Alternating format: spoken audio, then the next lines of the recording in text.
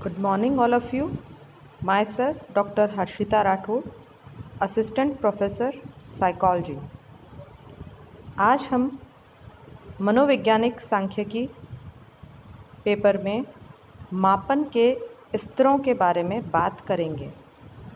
मापन के स्तर अर्थात स्केल्स ऑफ मेजरमेंट, जैसा कि हम पिछली कक्षा में पढ़ चुके हैं कि मापन किसी भी गुण को संख्यात्मक रूप प्रदान करना होता है और यह दो तरह का है, भौतिक मापन तथा मनोवैज्ञानिक मापन। आज हम मापन के लिए किन स्केल्स का प्रयोग किया जाता है उनकी बात करेंगे।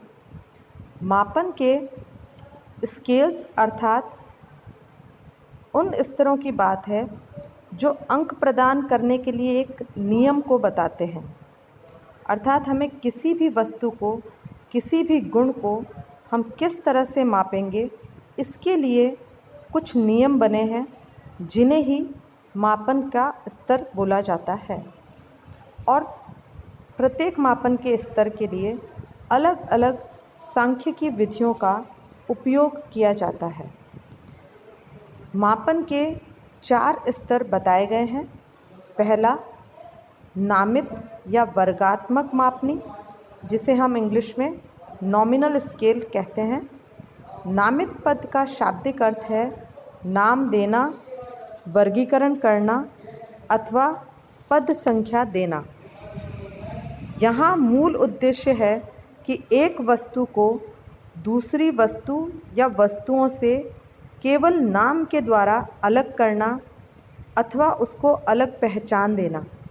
जैसे व्यक्तियों के किसी समूह को हम पुरुष तथा स्त्री 2 प्रकार के भागों में बांट सकते हैं, इसी तरीके से प्राणी का वर्गीकरण हम मनुष्य या पशु के रूप में कर सकते हैं। और कई तरह के एग्जाम्पल इसमें हम ले सकते हैं। जैसे यदि हम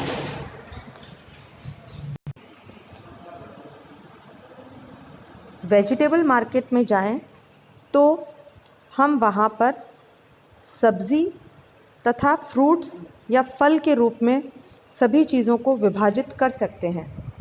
इस तरह से नामित मापन में हम अलग अलग चीज़ों को केवल नाम के आधार पर विभाजित या वर्गीकृत कर सकते हैं। नामित मापनी वास्तव में सबसे निम्न स्तर की मापनी है। इसमें बहुत से निम्न प्रकार की सांख्यिकी गणना जैसे जोड़, बहुलक तथा प्रतिशत, आसंग गुणांक जैसी विधियों का उपयोग किया जा सकता है, परंतु उच्च स्तरीय सांख्यिकी गणना इसमें संभव नहीं होती।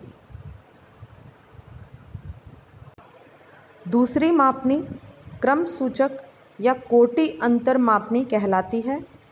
कोटि अंतर मापनी का तात्पर्य उस मापनी से है जिसमें गुणों या विशेषताओं का मापन एक विशेष क्रम में किया जाता है। जैसे सामाजिक आर्थिक स्थिति के आधार पर हम व्यक्तियों के समूह को 3 वर्गों उच्च, मध्यम एवं निम्न में विभाजित कर सकते हैं। इसी प्रकार शारीरिक लंबाई के आधार पर हम व्यक्तियों को लंबा, औसत और नाटा में विभाजित कर सकते हैं।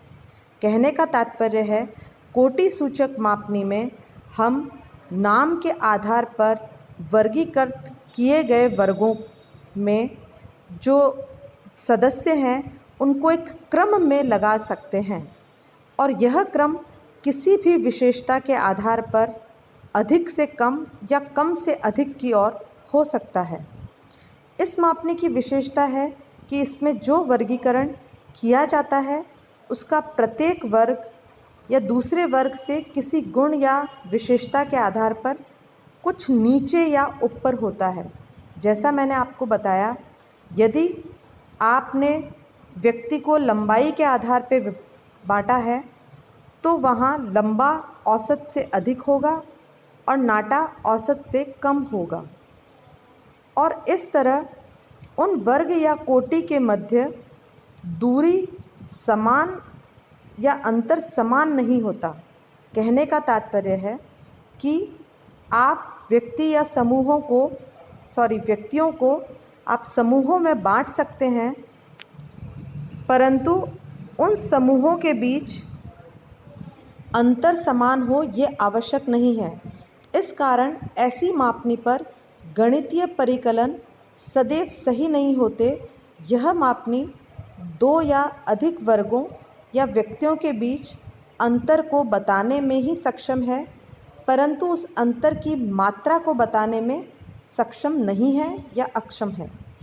फिर भी इस मापनी का बहुत अधिक उपयोग अप्राचलिक सांख्यिकी में किया जाता है और कुछ अप्राचलिक सांख्यिकी जैसे कोटि अंतर सहसंबंध विधि, कैंडल संगति गुणांक, मध्यांक, प्रतिशतांक आदि में इस मापनी का अधिक उपयोग होता है।